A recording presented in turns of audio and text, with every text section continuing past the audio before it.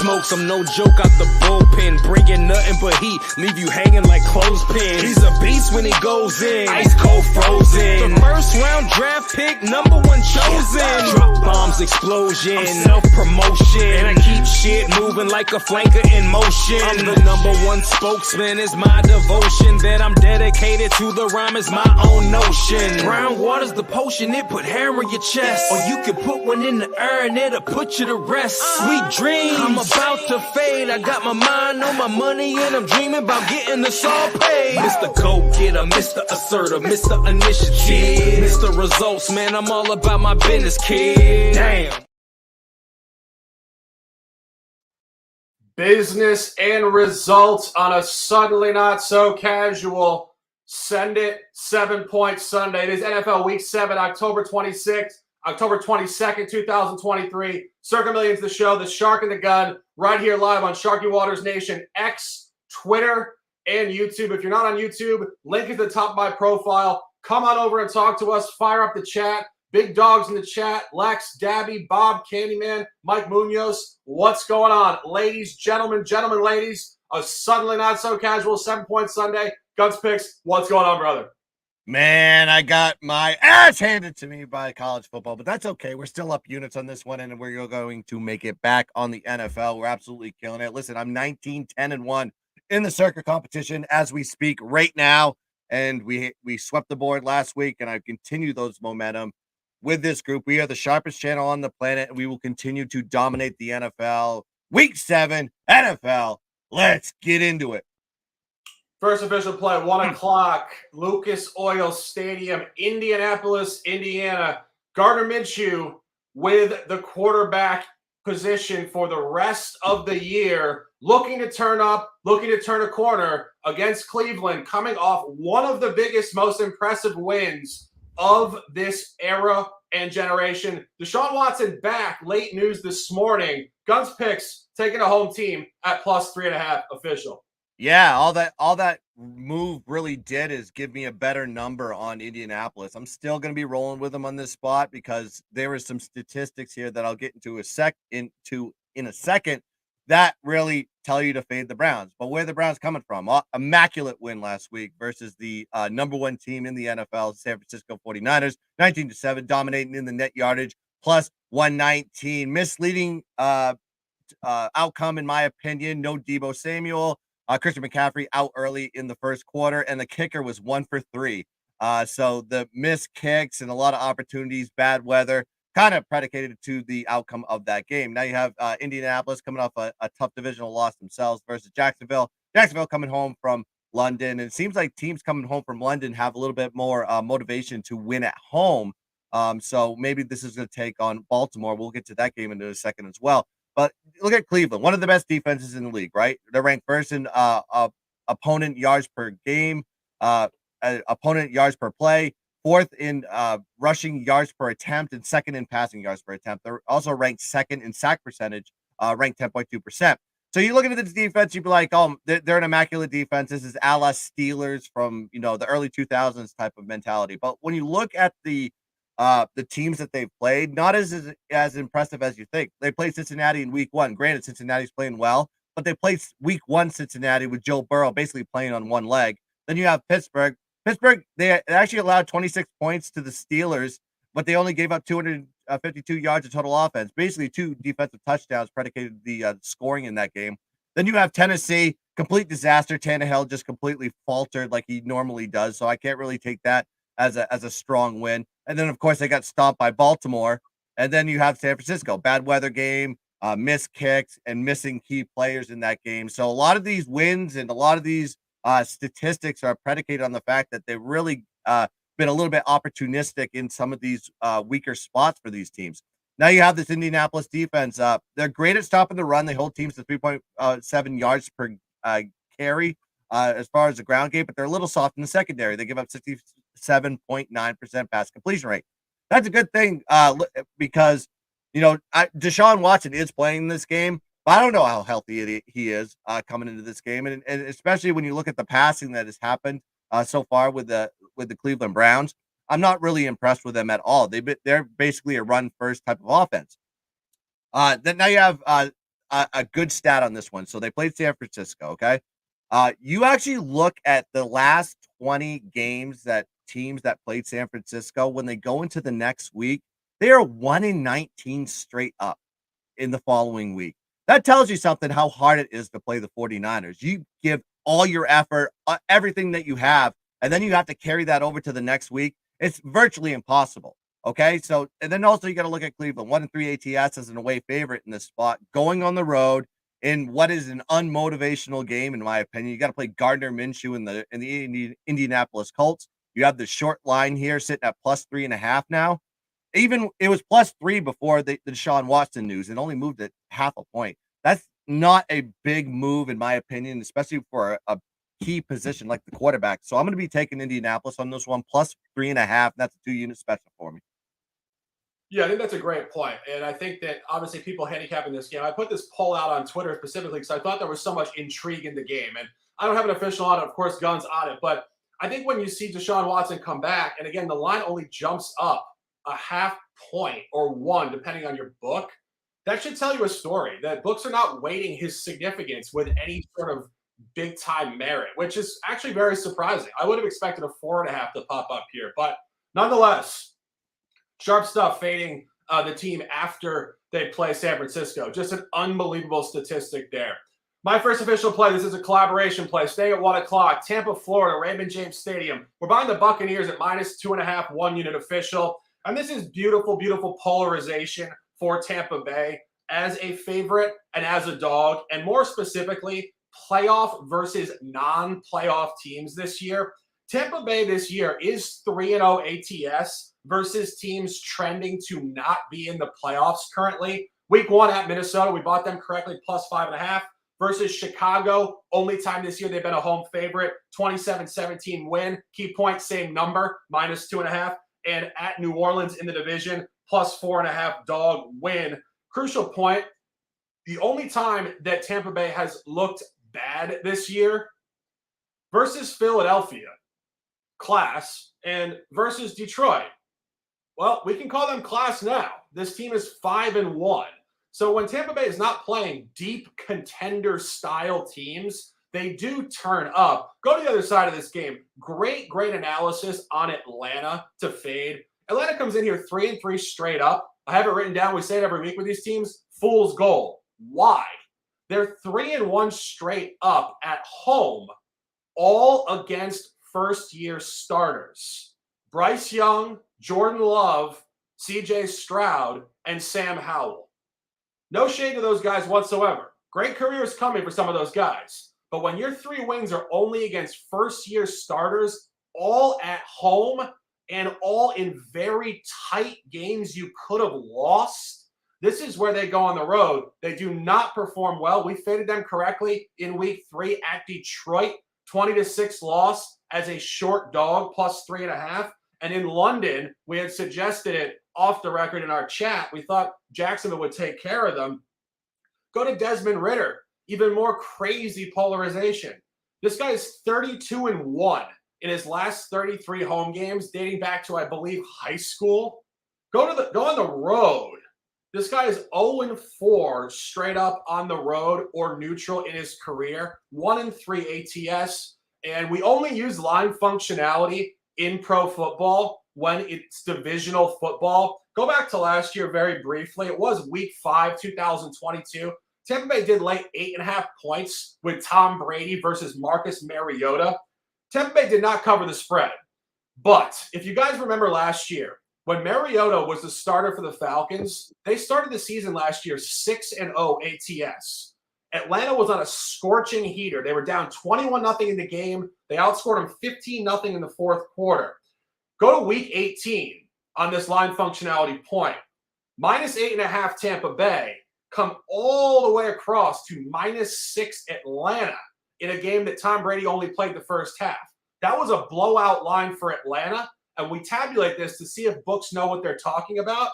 Atlanta did blow them out, 30-17, 20-0 second half, which is exactly what Desmond Ridder does at home. He cleans up bad teams and bad quarterbacks. Tampa Bay was 0-2 ATS against this team last year. There's a very heavy line coming from +6 to -2.5. It suggests an 8 to 10 point win. Baker Mayfield, a lot of positive comments after last week's shellacking to the Lions. He's an emotional guy. He's the type of player you want to buy off a bad game. Buy this today, -2.5 official. Guns, picks, alignment. Yeah, great breakdown there. I'll just hit a couple key points on this one. You got to look at Atlanta. They're prone to giving up the sacks on this one, so that's good for Tampa. Tampa's got a great defense on this one. 9.3% sack rate that they give up to opponents, and 15.9 sack rate on the road. And this is not a road team that you want to back. They're currently 1-9 straight up, dating back to 2022, losing by an average of 9.8 points per game. They have a -15 point differential, -94 net yard average on the road so far this season. Last time these two teams met, Tampa lost to Atlanta 30-17 on the road, -16 net yard average, and Desmond Ridder was the quarterback for him. But it was the last game of the season too. That was like kind of one of those unmotivational spots. Tom Brady didn't really play that whole entire game. So it was really just a giveaway game to Atlanta. Atlanta really essentially the way you got to look at this is Atlanta is just not trustworthy on the road, while Tampa has had their struggles at home. But like Shark said, they played some very strong opponents at home. I mean, you're talking about Detroit and Philly. Those are top of the echelon when it comes to the NFC. So yeah, I'm on Tampa big time on this one. Give me at -2.5, 2-unit special.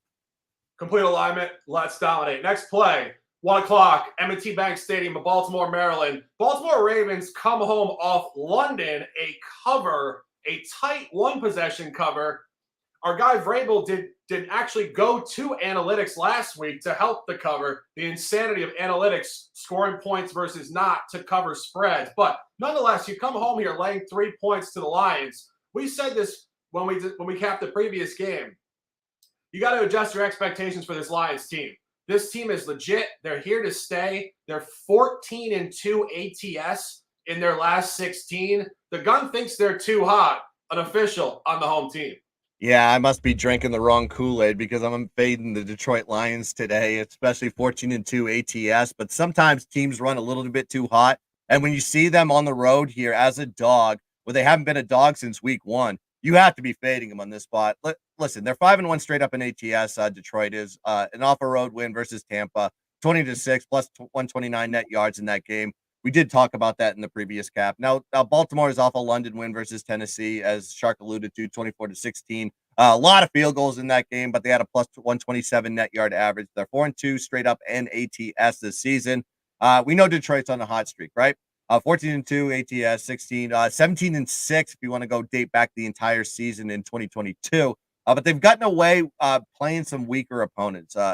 This season alone, their wins are Tampa, Carolina, Green Bay, Atlanta. They lost to Seattle, and they played a real tight one with KC in a super high motivational spot for Detroit. Not so much KC. KC coming off the Super Bowl win. You go into that spot. I don't care if it was the Arizona Cardinals playing in that game. They probably would have covered that spread versus the Kansas City Chiefs. So when you actually look at Detroit going against AFC teams, this is non-conference type of element in this one. This is their first AFC team since they played Kansas City. You check out the outcomes in those games. You got KC, they won 20-20. You go back into 2022, they played the New York Jets, a faltering New York Jets, and only won by 3. Then they played Jacksonville, won that game, crushed them, blew them out of the water. Then they played Buffalo, lost that game 28-25. Then they played Miami, lost that game 31-27. Then they played New England, and even 2022 New England was not great, and they got blown out of the water 29-0. Currently, Detroit is on a 3-7-1 straight up run versus non-conference opponents. Look on the other side for the Baltimore Ravens, 7-3 straight up versus non-conference opponents dating back to 2021, 4-1 straight up run since 2022, with an average margin of victory of 6.6 points per game. And this will be Baltimore's first home game since week 3. They lost to Indianapolis, so there's a little bit of a chip on their shoulder to get it right in front of their home crowd. Then you have Detroit. They're dealing with some multiple injuries, including a big offensive injury with David Montgomery out, okay? That is huge for them because he was a very good north and south runner, and he was good in the passing offense on this one. So that's going to hurt them. And also, they're going to be without Jonah Jackson, their left guard. So they're going to be losing a key lineman there as well. I do realize the fact that everybody says this. All right, Baltimore at home, 2-7-1 ATS at home since 2022. But most of those, I actually broke down what those home games were. It was Miami, Buffalo, Cincinnati, a good Cleveland team at the time, just to name a few. And then take it back a step further. The other home games, they didn't have Lamar Jackson. They were dealing with a quarterback replacement. They had a slew of injuries. You can only take that ATS with a grain of salt. This is the healthiest that Baltimore's been all year. The only injury I saw on there was an illness with Marlon Humphreys, the safety. And I think he's going to be playing in that game. He was listed as questionable. Everybody else should be ready to go for this game. It's a weird spot for Detroit as a dog because they haven't been a dog in a while. They're ranked higher than Baltimore in the power rankings if you actually look at it. And this is the first AFC team that they played since week 1. And they don't play very well versus the AFC. So I think it's a perfect spot to be fading the Detroit Lions. There are multiple spots that we're going to be taking Detroit during the season. I just don't think this is one of them. So give me Baltimore -3, 2-unit special. Yeah, for me, this is a tough game. I have written down here, I think this is going to be real tight on the number. Push line is what I like to call it. But I think Guns has a lot of great points. And I think one real good point, which I'm not sure you mentioned, Guns, as I was sitting here drinking coffee on a beautiful Sunday morning. But the last time that Detroit did not cover a football game, the second to last time they did not cover a game earlier this year in week 2. Prior to that, their last non-cover was their last road back-to-back sequence off a win. Go back to late last year. This is when they had caught their upward momentum, which is clearly going nowhere. Week 15 at the New York Jets, a very impressive 20-17 victory. Then they went on the road the next week. Same idea here, outside the division, road back-to-back. Had their worst performance in a long time at Carolina. 37-23 loss. Just had no energy left. Last week at Tampa Bay, 20-6. Stay on the road at Baltimore. I think you're onto something here with Baltimore. I'm not on it, though. I think it could be tight. Staying at 1 o'clock, a couple of games here, unofficially, but good conversational points. 1 o'clock, Soldier Field, Chicago.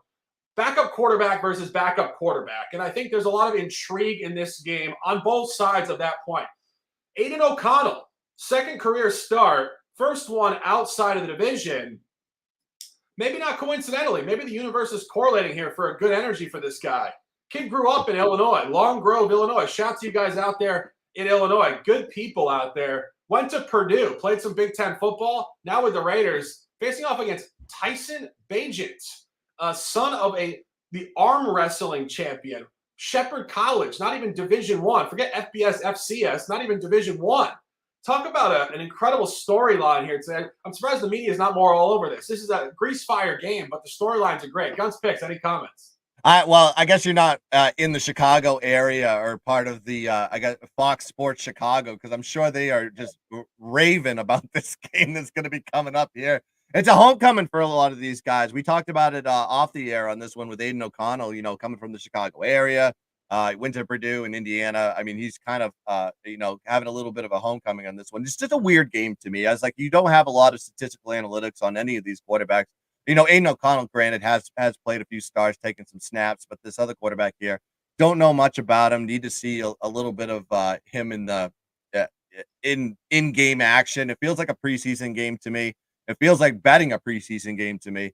Granted that we're just trying to give you some sort of look on this one, but when I saw the quarterbacks, I just went, I have nothing on this one. I have to pass on it. I love it when I have stats on guys. I know what to look for. I know what the pass completion percentage is. I know run versus pass. What are they going to do? I don't know what the coaches are thinking with these quarterbacks. Complete pass for me.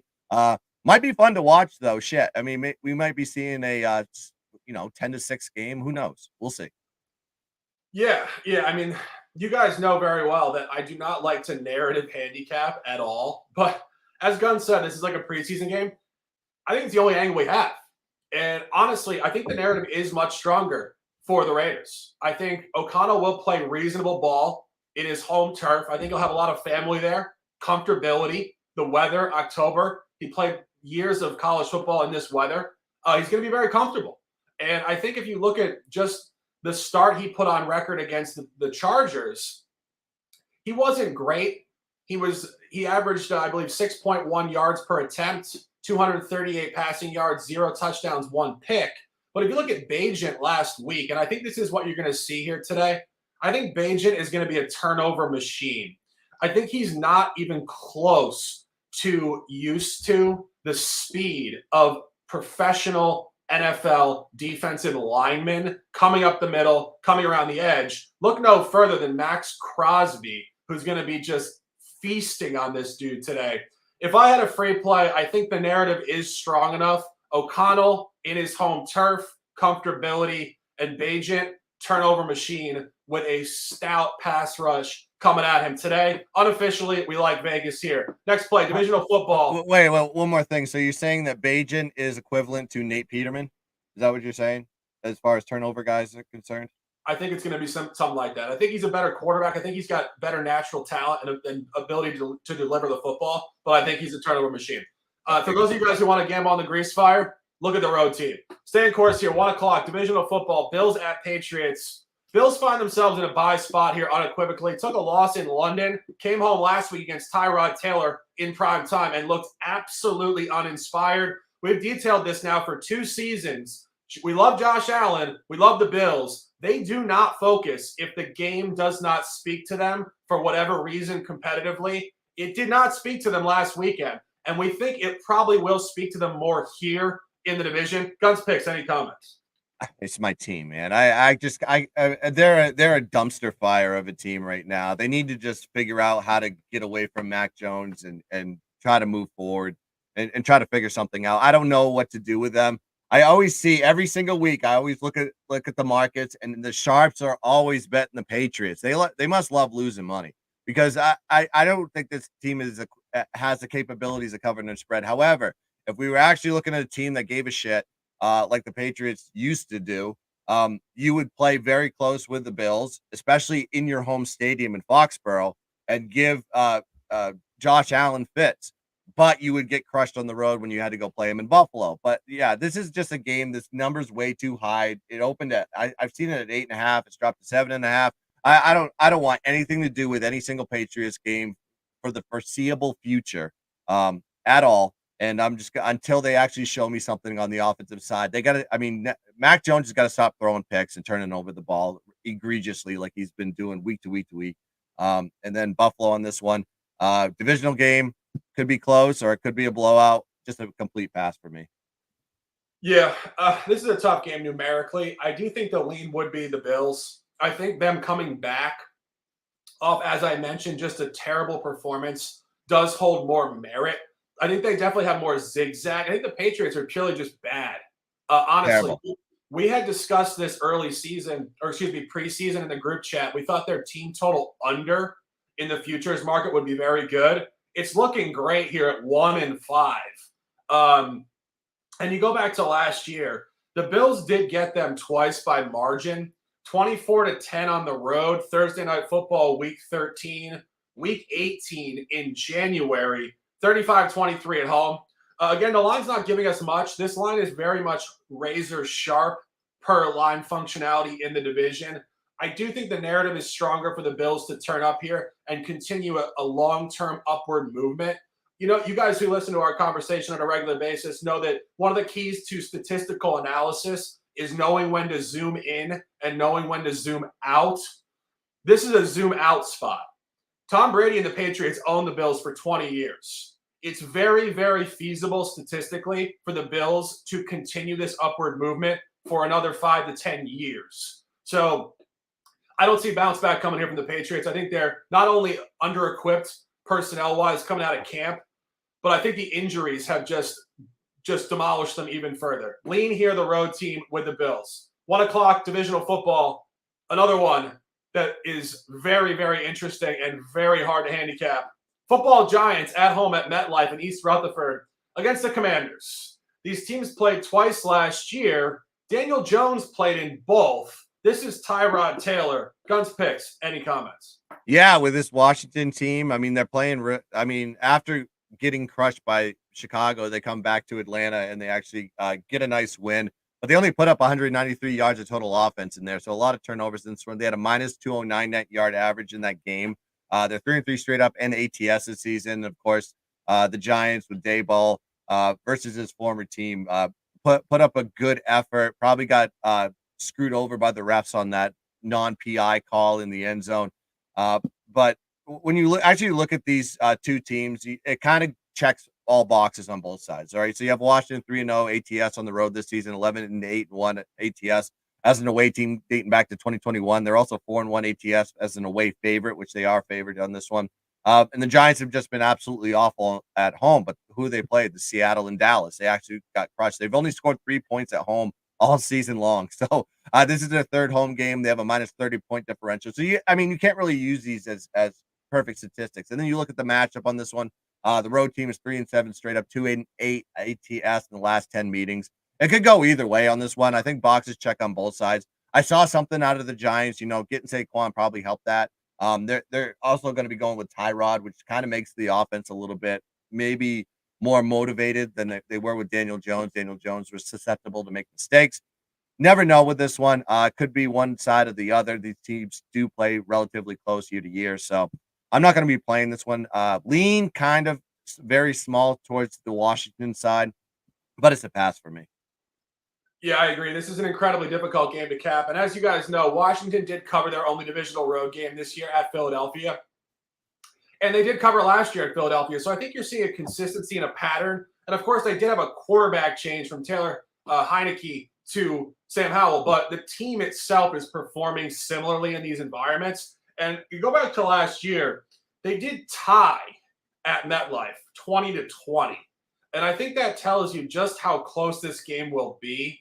This game opened at Washington pick'em or -1, which is very, very tight, obviously. Steamed up to -3. I don't think the market has a handle on this. The game last year, Washington also did open up at -1 on the road. That got steamed to the Giants -2.5, and the Giants did not cover -2.5. So under that idea, we're at the same open, steamed toward Washington. I don't know. Maybe the Giants will cover this, but this is absolute garbage to handicap. Taking a breath, jumping into the 4 o'clock slate here. A lot going on in the 4 o'clock slate. Much more preferable stuff. First official of the 4 o'clock slate. We booked this early week. Seattle -7.5. That is 8.5, 9 now. We would not talk you guys off that. We think this is going to be a double-digit victory. And let's talk about it. Seattle comes home here off a loss at Cincinnati. We had Cincinnati last week. We buy Seattle here. This is the classic zigzag consistency to the inconsistency of professional football week to week. But I think we have to go to Arizona to analyze first. Arizona started the campaign 3-0 ATS, 0-3 since, so they're 500 ATS. That should continue to plummet. It's not a bounce back. This team's not supposed to run off a profitable campaign ATS. But I think even more specifically, they were 3-0 ATS only against the NFC East. Commanders road, Giants home, Cowboys home, weeks 1 through 3, showing very, very specific situational consistency. Go to this environment, road in the division, week 4 at San Francisco. The gun had it correctly, -14 San Francisco, 35-16, non-cover for Arizona. Go back to last week. We both had the Rams, -6.5, 26-9 Rams. It doesn't get any easier here. This is a road back-to-back, both divisional road games against very good defenses up in the Pacific Northwest. Weather won't be nearly as sexy as it is at home in Arizona, and you're getting Seattle off a loss. Seattle also plays these opponents in the division incredibly similarly, dating back to last year with Geno Smith. 3 blowout losses, 3 non-covers against the Niners, 3 tight ones against the Rams. Week 1, Rams got them late with a flurry. It was tight in the first half. Go to the Arizona environment. Last year, week 6, home against Arizona, 19-9 win. Arizona was favored in that game, -2.5.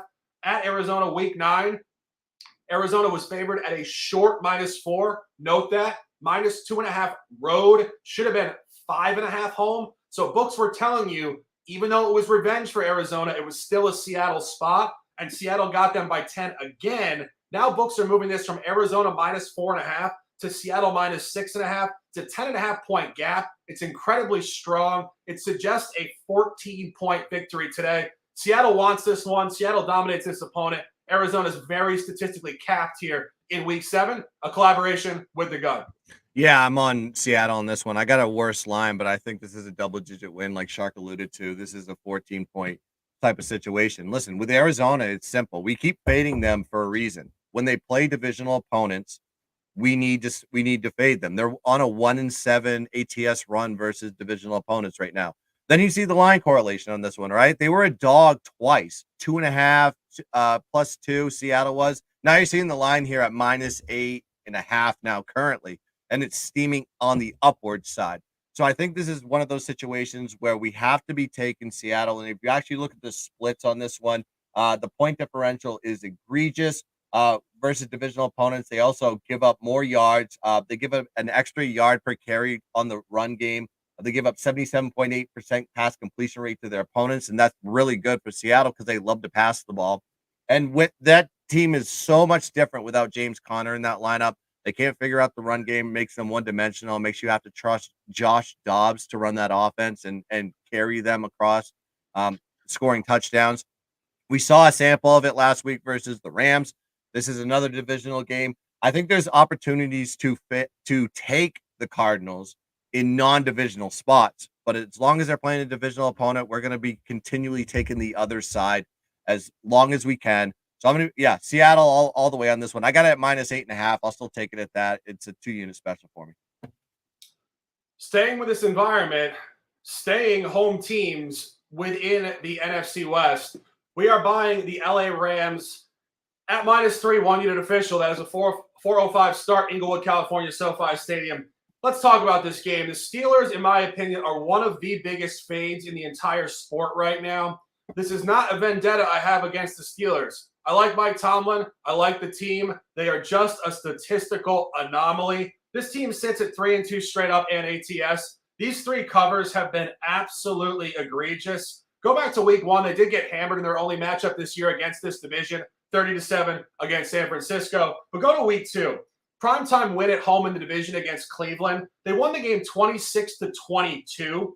They were outgained in that game 408 to 255. 408 to 255. You shouldn't be winning pro football games with that yardage discrepancy. There was a late turnover, TJ Watt fumble return to the house at the 6:58 mark of the 4th quarter. Crucial point, Cleveland with 4 turnovers. Go to week 3 at Las Vegas. Same thing. 23-18 victory, outgained 362 to 333. Key point again, Jimmy Garoppolo, most picks for a starter in the league, 3 interceptions. Not so much the defense being that amazing in that spot, more so Jimmy G being susceptible to the interception. Week 4 at Houston, demolished 30-6. Again, outgained hugely, 451 to 255. Go back to last week. This team is now 2-0 straight up and 2-0 ATS home in the division. I know a lot of people had Baltimore last week, or 2 weeks ago, excuse me, and they were not pleased with that outcome whatsoever. Baltimore put on a clinic for how to not cover a football game. 3 turnovers, end zone drops all over the field. Outgained the Steelers again, 335 to 289. Pittsburgh has been outgained this year, 1,947 yards to 1,371 yards. That is an egregious gap in 5 games with a bye last week, especially when you're 3-2 ATS. Pittsburgh, in their 3 wins, has 10 turnovers. Averaging 3+ turnovers a game to win 3 games, crucial point, all by 1 possession, is ridiculously unsustainable and outlierish. If you have 3 wins and you're averaging over +3 turnovers per game, you should be winning those games by significant margin, not one possession. This team is complete, utter fool's gold and fade material. Go to the Rams side of this conversation very briefly. The Rams are very polarized to the talent and quality of their opponent, very similar to what we said about the Bucs. The Rams are 0-3 this season against San Francisco, Philadelphia, and Cincinnati. Just to remind you guys, San Francisco and Philadelphia played in the NFC Championship last year. Just to remind you guys, Cincinnati went to the Super Bowl 2 years ago and is one of the top teams in the AFC, perennially in the AFC title game. Those are the top 3 teams they're going to play all year. Go to the other side of this. 3-0 straight up, 3-0 ATS at Seattle, at Indianapolis versus Arizona. In their 3 wins, they have a +40 point per game differential. They dominate. The defense is turned up. People sold Sean McVay. They said he gave up. He had a title. He got married. He's having a kid. He's disinterested. Hell no. We talked about it last week. This guy's not even 40 years old. He's a gamer. He loves to coach. He's fired up on the sidelines. Puka Nacua and Cooper Kupp making a great 1-2 punch. We love this play at 4:05 p.m. SoFi Stadium. Rams -3. Next collaboration play, throwing it to the gun. Another divisional matchup. This one, data abundant. Chargers on the road at Arrowhead. 425 CBS. Guns picks. What's going on here? Yeah, I mean, it's a divisional game, right? And the Chargers seem to have a little bit of ownership, especially from the ATS side versus the Chiefs on this one. But you have the Chiefs. They're winning. They're on a 5-game winning streak and off a divisional home win, covering the spread in the narrowest of margins off an unnecessary field goal. Dominating the yardage in that game versus Denver Broncos, +192 net yard average, +2 turnover ratio. They're 5-1 straight up, 4-2 ATS for the season. Now you have the Chargers coming out that Monday night loss to Dallas with the a planted fan, so to speak. I guess she's not planted, but it was kind of a funny joke on this one. But Dallas 20-17 losing the net yardage battle in that game, -70 net yards. A 2-3 straight up for the season with a 2-3 ATS record. While KC has dominated for years, their Achilles heel has always been facing divisional opponents, especially at home. They're 2-5 ATS in the last 7 games versus divisional opponents, and 1-4 ATS versus the LA Chargers at home. So you have the advantage there with the ATS record with the Chargers. Then you have the Chargers are great versus divisional opponents. They're 5-2 ATS dating back to 2022. So it's also a tough situational spot for the Kansas City Chiefs, in my opinion.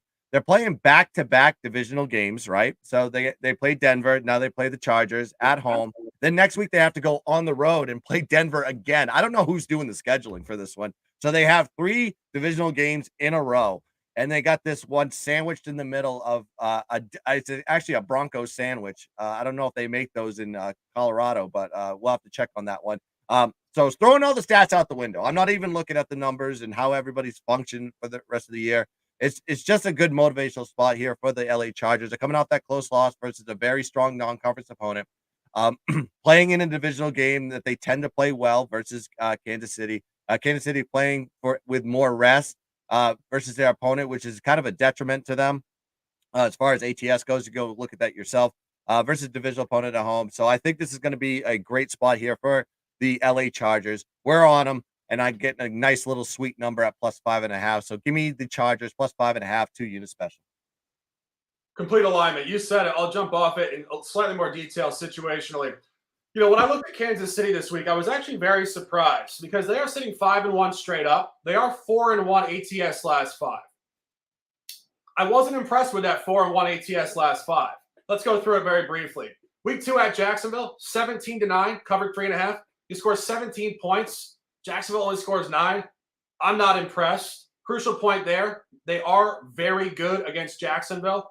Week 3 against Chicago.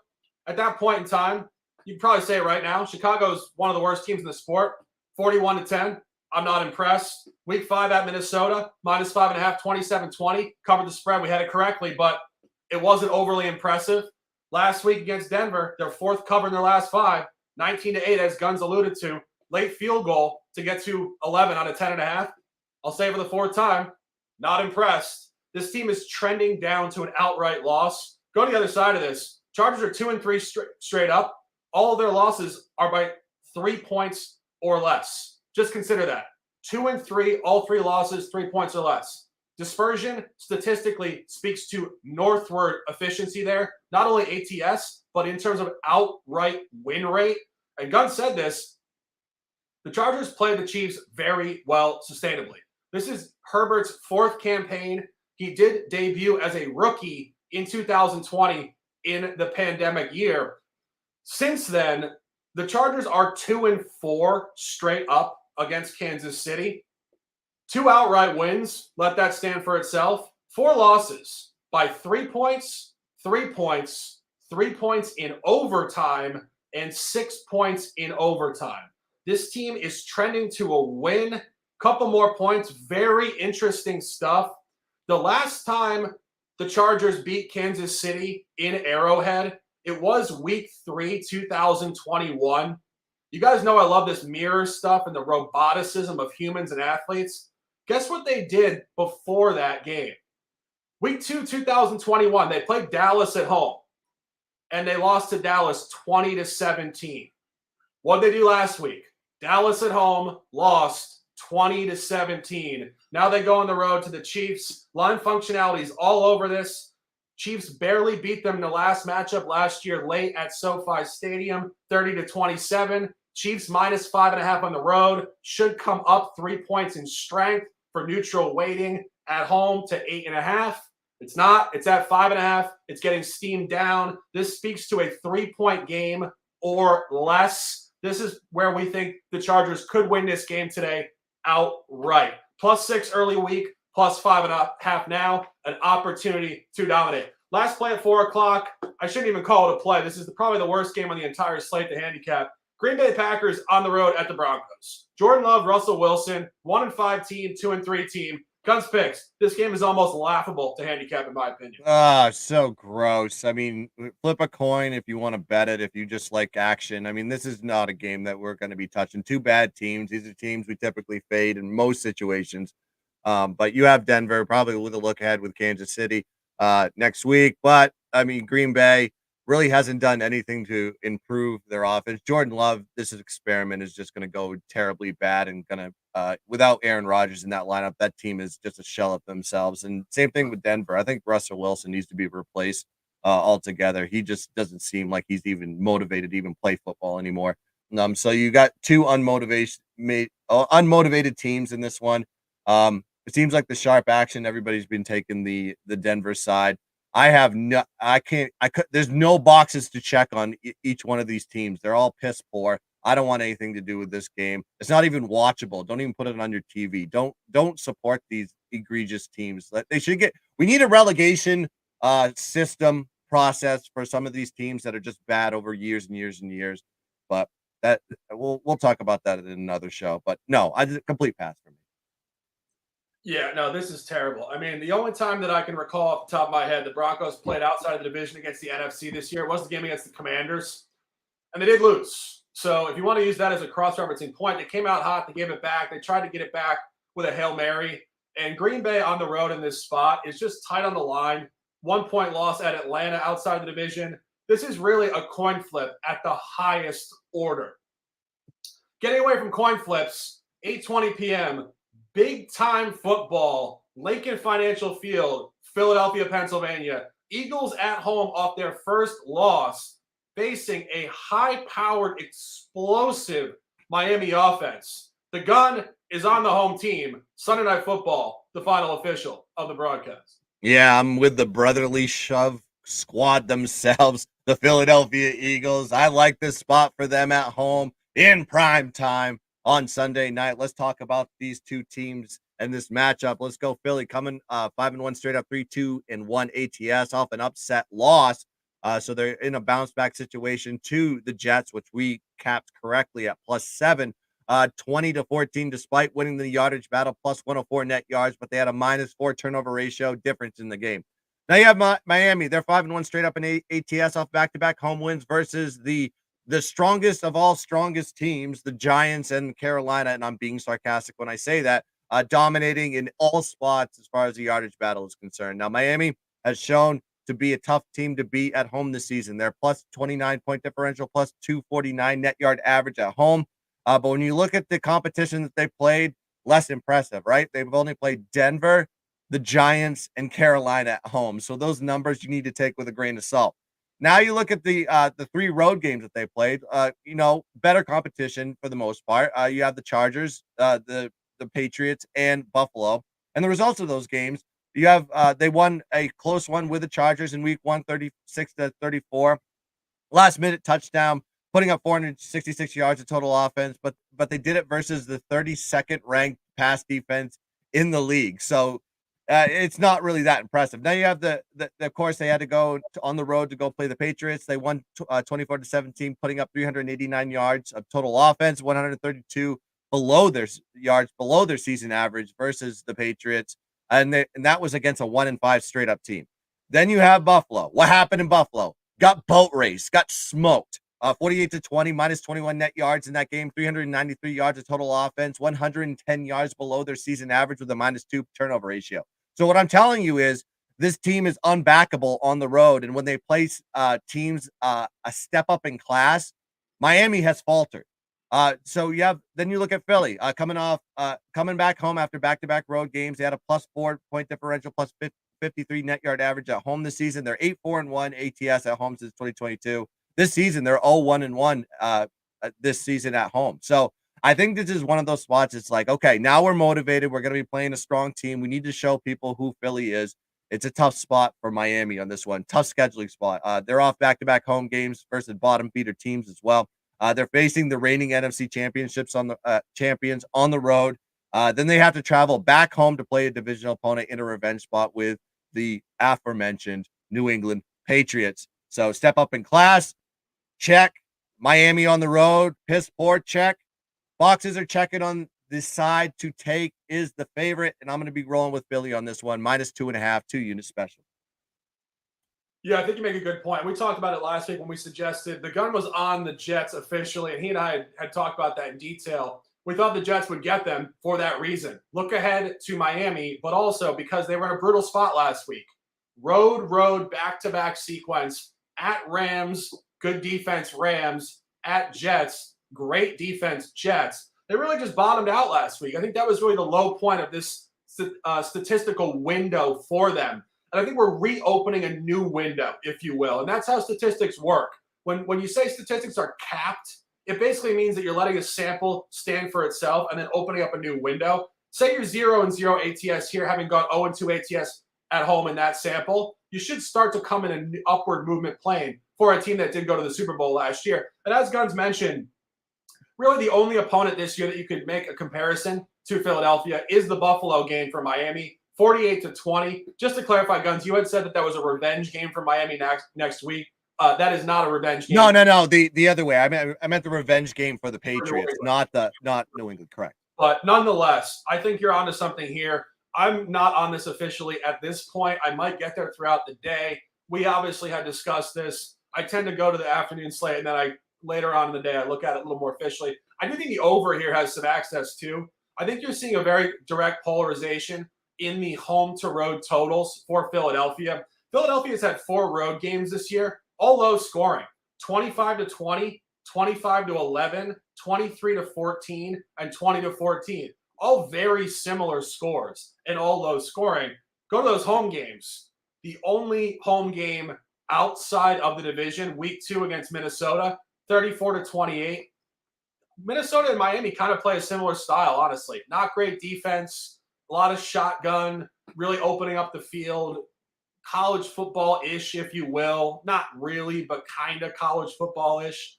I think the over has a lot of merit here, too. And I think that's a damn sharp look. That's the show for today, ladies and gentlemen. 50 minutes in the books. NFL Week 7, Circa Millions, the show, October 22nd, 2023, the Shark and the Gun. 4 top plays for me. Tampa Bay -2.5. Seattle -7.5. Posted early week. -9 now. Will cover at margin. LA Rams -3. Chargers collaboration +6 early week. 5.5 now. The Gun, a 6-pack of plays on this week 7. Indianapolis Colts plus 3.5 at home. Tampa Bay collab minus 2.5. Baltimore fading the Lions at 1 o'clock minus 3. Seattle 8.5, 9. Chargers 5.5. Philadelphia at the Link 8:20 p.m. Stand up, bang, bang, bird gang. Love to do it for you guys. The energy is really heavy and big time today. I'm fired up. The Gun is fired up. We will be on here starting next week again, Thursday afternoon. I'm doing NBA starting Tuesday on the channel with Junior Brown. Get ready to dominate the NBA, ladies and gentlemen. Guns picks, close them out with some words, and let's fucking go. Man, we had 60 plus of you watching us live here on your Sunday morning. All we ask is you to like and subscribe to the Striker Water Nation channel and hit the notification button so you know every time that we go live. Tons of content coming off this channel as we get into multiple sports, college basketball, NBA, NFL, college football. This is the spot to get the sharpest content on the planet. Listen, we did great last week. We're going to continue to do great, and you need to be following us along. So let's dominate the board. Let's crush the books. Let's sweep all these damn picks. And as always, let's keep dancing. Bang.